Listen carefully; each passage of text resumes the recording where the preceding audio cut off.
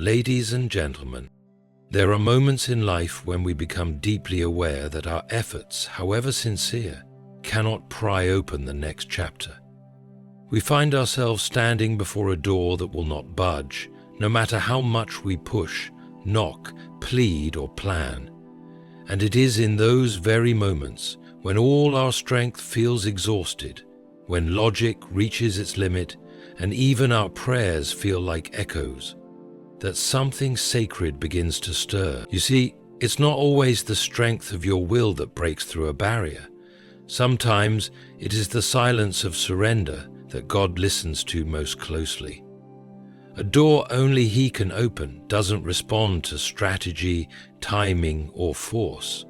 It responds to divine alignment. Now, I'm not speaking in metaphor alone.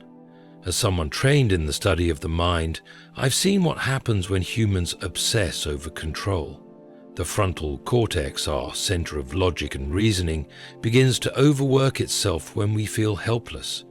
And in that storm of neural activity, where anxiety builds, hope fades, and our bodies flood with cortisol, we start believing the lie that unless we fix it, it will never be fixed. We forget that there is an intelligence higher than our intellect, a timing greater than our watch, a will far kinder than our own understanding. Think of a time in your life when everything felt stuck. Perhaps you did everything right, applied to every opportunity, gave your best to every relationship, followed every rule, and still the door remained shut. That's not coincidence. That's orchestration. That's the moment heaven holds its breath, waiting for you to step back, not in defeat, but in trust. Because the very door that would not open by your hand is the door God is reserving for His. I once met a woman after a lecture, a bright and accomplished researcher from a top university. She told me how for nearly 10 years she fought to receive a grant that would have funded her life's work.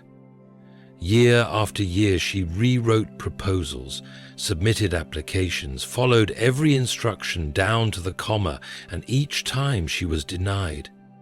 Until one evening, in her words, she gave up. But not in the way people think. She surrendered it. She released her striving. She admitted she had done all she could, and she offered it up to the God she had nearly stopped believing in. 3 weeks later, she received a call from a foundation she hadn't even applied to. They had read about her work, felt moved by it, and chose to fully fund her research. Now, a skeptic might call that luck, but any soul acquainted with the patterns of God knows better. There are some breakthroughs that don't fit into human timing because they belong to divine narrative. You cannot schedule what God is writing.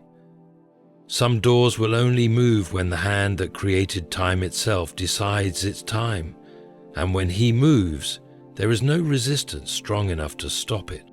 We often underestimate the spiritual mechanics of waiting. Our culture has made us allergic to delay. We live in a world where buffering for more than 3 seconds is intolerable, where we can order groceries, watch global news, and communicate with a stranger across the world in a blink. But the kingdom of God is not an algorithm.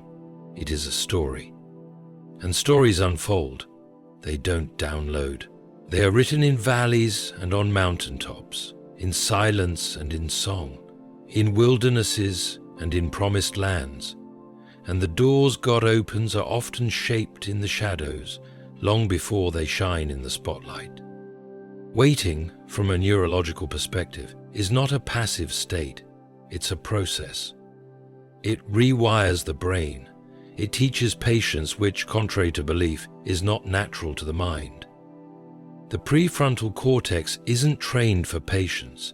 It is trained for survival, for forecasting outcomes, and for maximizing efficiency. That's why waiting feels like suffering, because it asks the mind to do what it was never built to do on its own. But it is in that strain, that friction between time and desire, that the soul grows.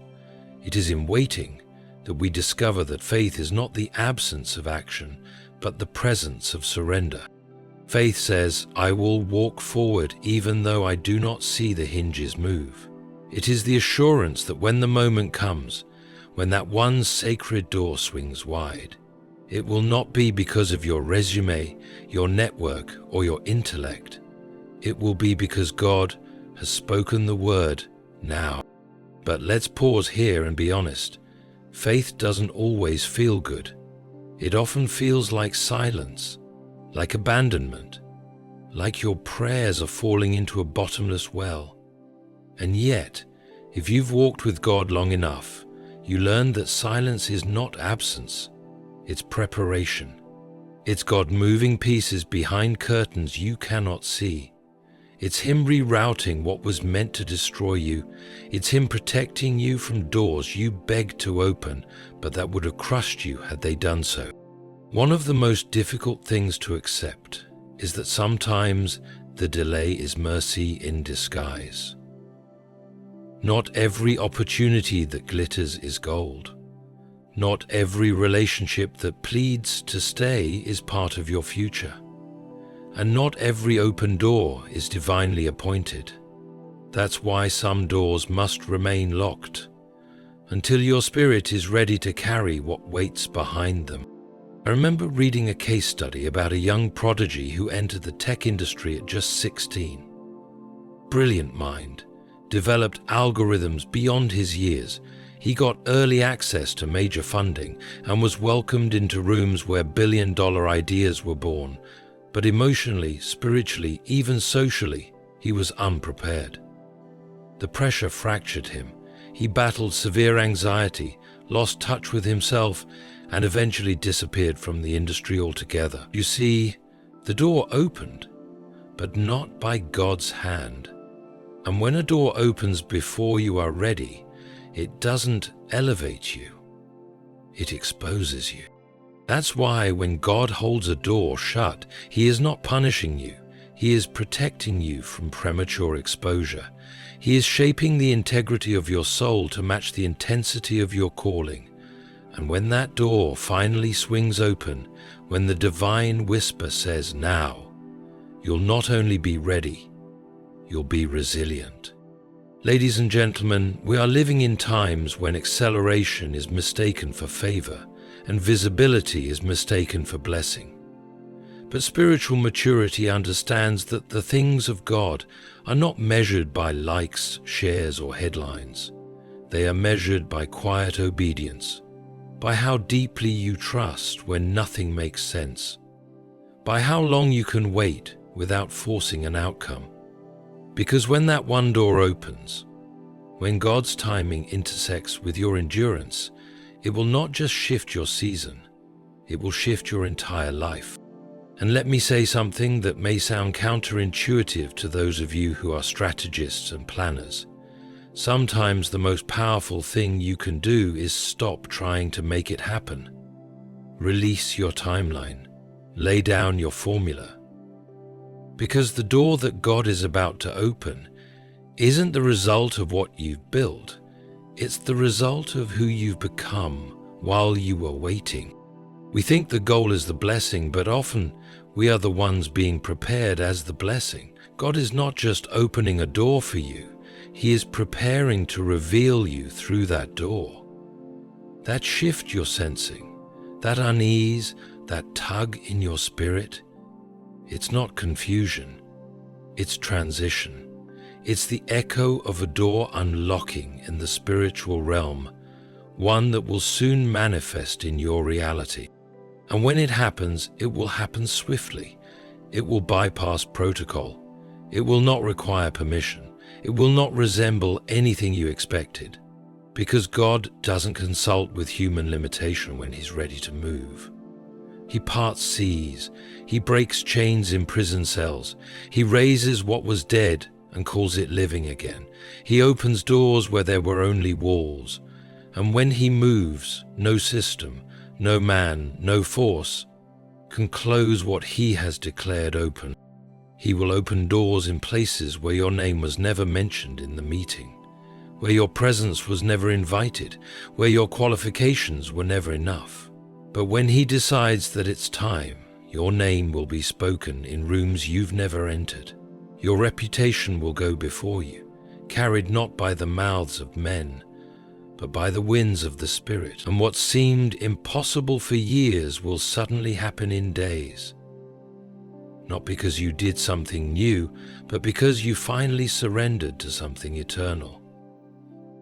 There's something deeply liberating about reaching the edge of yourself.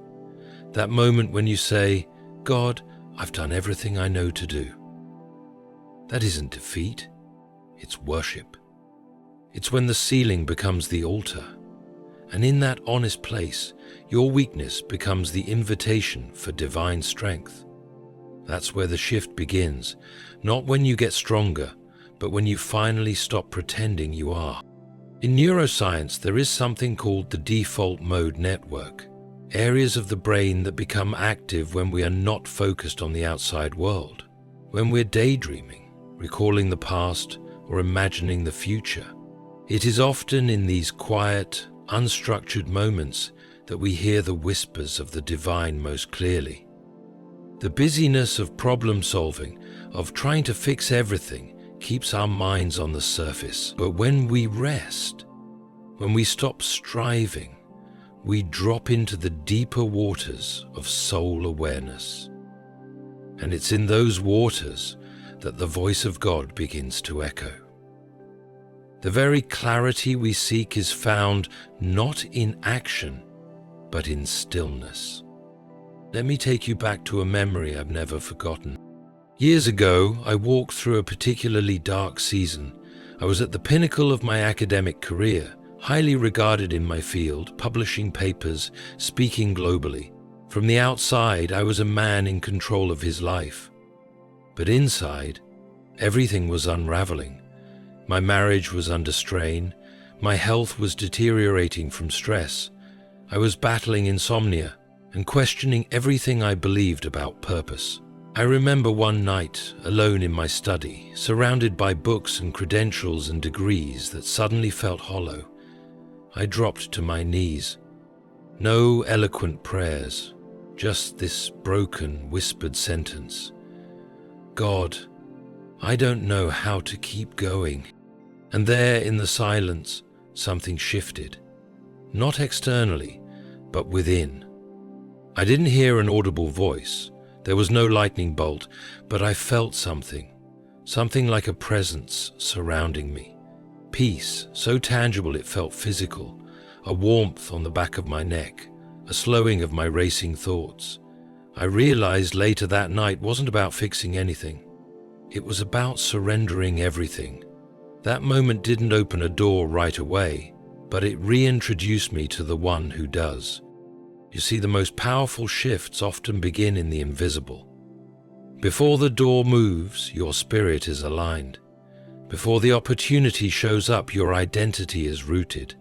Before the platform is given, your character is refined. God is not interested in giving you something that will destroy you. He's interested in making sure that when you receive it, you are so deeply rooted in Him that nothing can shake you. And so I urge you, stop looking for the shortcut. Stop wishing for someone to open a door you were never meant to walk through. Stop comparing your delay to someone else's breakthrough. That kind of anxiety is a thief. It robs your joy, clouds your vision, and keeps you from seeing what is already unfolding in the unseen. In one study involving elite athletes, researchers found that what separated champions from their competitors wasn't talent or even training, it was recovery. Their ability to rest deeply, to allow their bodies and minds to recalibrate, was the secret to their endurance. What if, spiritually, the same is true for you? What if the strength for your next season isn't in more effort, but in deeper trust? What if the shift isn't coming because you try harder, but because you finally exhale and say, God, I trust you with the door? I know that may sound like weakness to some.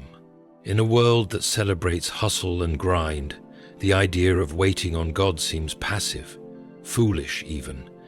but it is the greatest strength you will ever exercise, because trusting God is not the absence of movement, it is the presence of alignment. It's saying, I refuse to move without you. I refuse to force open what you have not yet released. And I believe, no matter what it looks like, that you are working behind this door. And here's the thing about doors only God can open.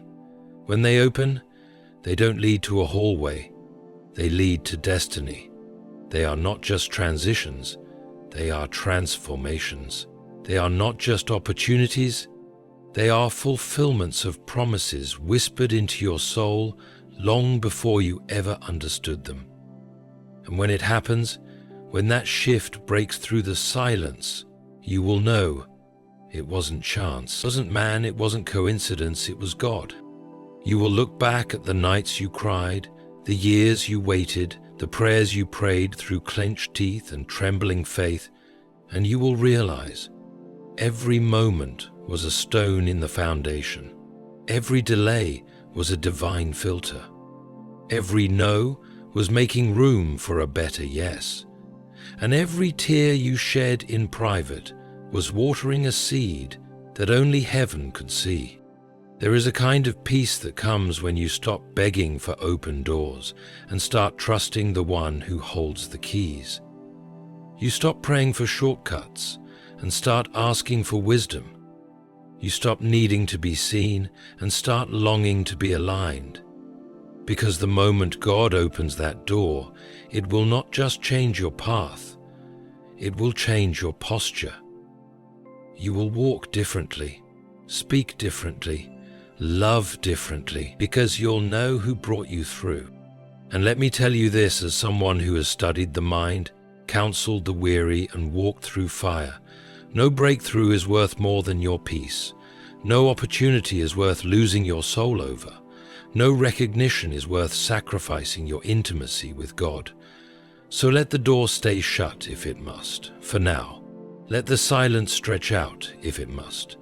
Because when God finally says, now, there will be no doubt, no fear, no striving left in you. There will only be awe. We spend so much time trying to be ready for doors that weren't designed for us, and in doing so, we miss the quiet places where God is actually shaping the door we're meant to walk through. Sometimes the reason the door hasn't opened yet is because He's still crafting it, still carving your name into it, still designing it so precisely that when it opens, it fits only you, not a counterfeit version of you, not the image you curate for others, but the real, healed, purified, surrendered you. And when that moment comes, and oh, it will come, it will not be a reward for effort, it will be the revelation of grace. It will be the unveiling of what God had in mind for you before you ever took your first breath. And you will walk through it not with pride, but with reverence. Because you will know this was the door, the one He kept shut until my character could carry the calling. The one He opened not because of who I am, but because of who He is. So lift your head, not in arrogance, but in expectation. Let your spirit rise, not in demand, but in faith. You are not forgotten. You are not being punished. You are being positioned, and the shift that is coming is not just about what you will walk into, but about who you will become as you walk through. And the becoming, my friends, is the real miracle. Because the door, however grand, however supernatural, is only the setting. The real story is how you're transformed in the waiting, how your soul learns to discern the still, small voice of God, how your pride is shattered, your identity refined, and your heart made soft again. God's doors are never just about position, they are about possession. Will you still possess your integrity when your hands finally possess the promise? We often think of these divine doors as single moments, singular shifts that change everything in an instant. but in truth they are often the culmination of thousands of unseen decisions. Moments you chose to believe when no one encouraged you. Moments you walked in integrity when compromise was easier. Moments you stayed silent when vengeance felt justified. Moments you wept but kept walking anyway. These moments are seeds, and when God opens a door, it is not random harvest. It is reaping from what you sowed in the soil of faith. And let's be clear, this isn't about earning God's favor. You could never earn what is freely given. No, this is about agreement, alignment, readiness. God opens what you are finally ready to carry without it crushing you. Because what good is a door if what's on the other side suffocates the life out of your soul? There's a story I often recall, one that I believe embodies this divine truth. A close friend of mine, a once successful businessman, lost everything in a financial crash. At the time, he was heartbroken. His identity was so deeply woven into his success that when it all unraveled, he didn't know who he was anymore. Years passed. He tried to rebuild, failed again, tried another business. Doors stayed closed. Silence became his companion. And yet, through that silence, he found prayer, not just as a habit, but as lifeline. He would spend hours, sometimes entire nights, on his knees, not asking for blessings, but just asking to know who he was if the success never returned. One night, while volunteering at a local shelter, not as part of some grand plan, but simply to serve, he struck a conversation with a man whose brother happened to lead a non-profit venture focused on ethical entrepreneurship. That meeting opened a door that would change his life, but not in the way he once imagined. This wasn't a return to old success. It was the unveiling of a new identity. Today, he helps rebuild the lives of others who've lost everything, emotionally, spiritually, financially. And he tells me often, the door God opened wasn't to a career, it was to myself. That is what I want you to remember. The door God is about to open for you isn't just circumstantial, it is transformational. It won't just change your job, your location, your finances. It will change your revelation. You will see yourself differently, see others differently. You'll look back and thank God not just for the door He opened, but for the ones He didn't. Because had He answered every prayer you begged in desperation, you might have missed the one He was preparing in wisdom. Sometimes, the doors we cry over are doors that would have broken us.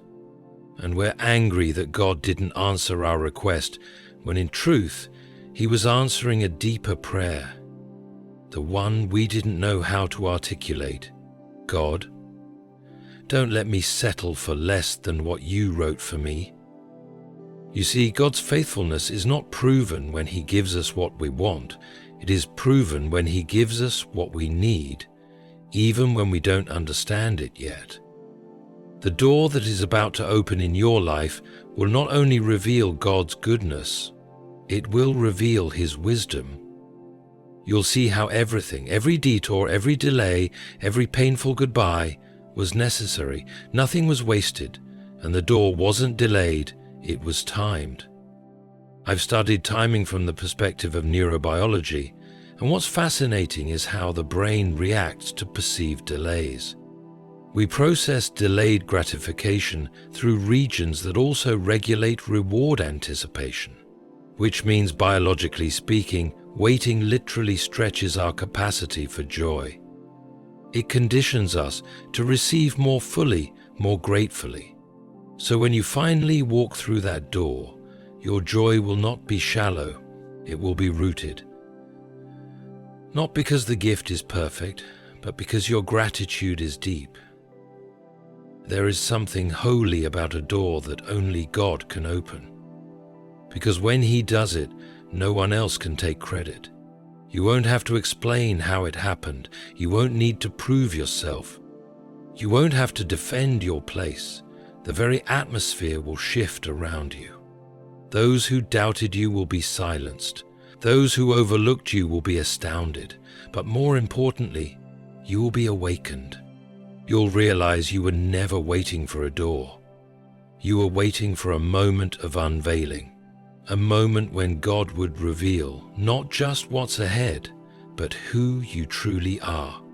Because every season of obscurity, every hidden preparation, every unanswered prayer was forming not just your destiny, but your identity.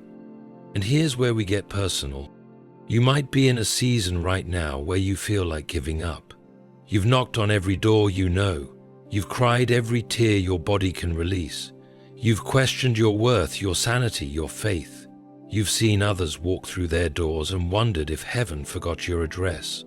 Let me tell you something. With the full weight of every spiritual truth I've lived and every scientific fact I've studied, you are not forgotten. You are being formed. The waiting season is the womb of your becoming. It is not passive, it is not punishment, it is preparation. Your silence is not emptiness, it's incubation. And the shift that is coming will be so sudden, so undeniable, that you will know with every cell in your body, this was the door, this was the moment, this was God. Don't let impatience rob you of alignment. Don't let comparison cloud your calling. Don't trade your divine preparation for a shortcut that leads to destruction. Trust the shaping, trust the silence, trust the slow work of grace. Because when God opens that door, when He says, step through, you will be ready, and everything will shift. Your history won't matter anymore. Your failures will no longer define you. Your past will lose its grip, because the future God has prepared for you is not connected to your record. It's connected to His promise. And that, my friends, is what makes a God-ordained door so powerful. It overrides logic. It defies timelines. It bypasses protocol. It is not a result of your striving. It is a revelation of His sovereignty. So tonight, tomorrow, every day that follows, walk with expectation. Wake up, not with anxiety, but with anticipation.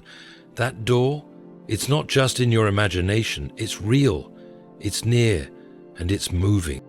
Not because of anything visible yet.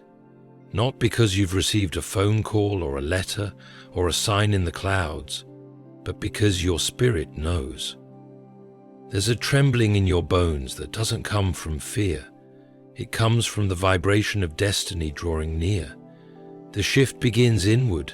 It starts with a recalibration of your thoughts, a reawakening of hope, a sacred clarity that whispers, prepare yourself. And that preparation, that holy readiness, is not found in performance. It is found in posture, the posture of humility, the posture of surrender, the posture of worship in the dark, before the light breaks. Because a door God opens cannot be manipulated into movement. It will not be pried by ambition or polished with pretense. It will not honor what is shallow. It will only respond to the soul that has been carved by waiting, tested by fire, and still stands clothed in faith. You may not realize this, but even your body is telling the story of this waiting. The tension in your chest, the heaviness in your shoulders, the fatigue of carrying questions with no answers. These are not signs of weakness. They are signs that you have not quit, that you've chosen to believe in the midst of mystery, that, like Jacob, you have wrestled through the night saying, I will not let go unless you bless me. And like Jacob, you will walk away from this with a limp and a new name, changed, marked, transformed. There is no going back after a door like this. It doesn't lead to the past. It doesn't return you to what was. It introduces you to what could never have been without the fire. Because what's behind this door was built in the places where you were broken. It's not built on applause, but on ashes, not on reputation, but on redemption. And because of that, it cannot be stolen, it cannot be shaken, it cannot be lost. It's yours, authored by God Himself, for your hands alone. I think about the stories of Scripture often, not because they are comforting fairy tales, but because they are proof that divine doors are always preceded by divine delays. Joseph didn't wake up in the palace, he first endured the pit. Esther didn't just walk into the throne room, she was first hidden, refined, positioned. David wasn't handed the crown, he was chased through caves, misunderstood and forgotten. Even Jesus, the Son of God, was baptized, affirmed from heaven, and then immediately led into the wilderness. What does that tell us? That the path to divine doors is not paved with ease. It is carved through trust, through perseverance, through sacred silence, where all you have is the promise and all you can do is believe. It's there, in the aching middle, that character is born, and that character is what allows you to carry what God is about to give. And let's be clear, it's not just about you.